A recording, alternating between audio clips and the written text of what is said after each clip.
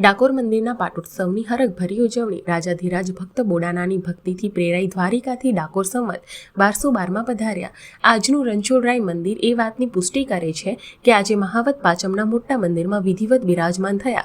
તેને વિક્રમ સંવત પ્રમાણે આજે 300 વર્ષ ઉપર થયા। ગણપતિ દાદા પ્રથમ પૂજ્ય હોવાથી મહાવત ચોથના તેમનો પાટોત્સવ ઉજવાય છે। રણછોડરાય તેમજ ગણપતિ મંદિરને લીલા તોરણથી સજાવ્યું। રણછોડરાયની વહેલી સવારે મંગળા આરતી બાદ સોનાના આભૂષણો તેમજ શંખ, ચક્ર, ગદા, પદ્મ સહિત શોભાયમાન થયા। ગણપતિ દાદાને શ્વેત વસ્ત્રો ધારણ કરાયા। ચાંદીના મુગુટ તેમજ ચાંદીના આભૂષણોથી સજ્જ કરાયા।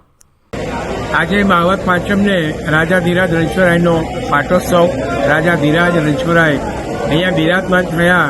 આજના પવિત્ર પર્વમાં રણછોડરાયના પાટોત્સવમાં ભગવાનને સવાર પ્રાતઃકાલે મંગળા આરતી, કેસર સ્નાન, અલંકાર, આભૂષણ, આયુધ સહિત ભગવાનને ખૂબ જ ભાવપૂર્વક ભોગ ધરાવવામાં આવે છે। આજના આ પાટોત્સવના મહત્વ એવું કહેવાય કે આ મંદિરમાં ભગવાન બિરાજમાન થયા ત્યારે 27 નક્ષત્ર, 12 રાશિ, 9 ગ્રહ, 4 દિશા અને કૃષ્ણની 64 કળા એવા આ ભગવાનના શિખર નીચે ભગવાન બિરાજમાન છે, જેને પાટોત્સવ તરીકે ડાકોર મંદિરમાં ઉજવવામાં આવે છે।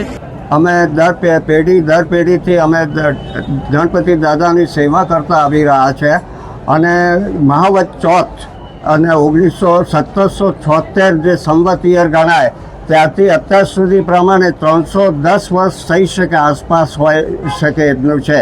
અને પછી જે મહાવત ચોથના દિવસે ગણપતિ દાદાના પાટોત્સવની ઉજવણી રાત્રે આરતી વખતે અમે પૂજા કરતા હોઈએ છીએ અને સોરઠસર વિધિપૂર્વક અમે પૂજા અર્ચન કરીએ છીએ।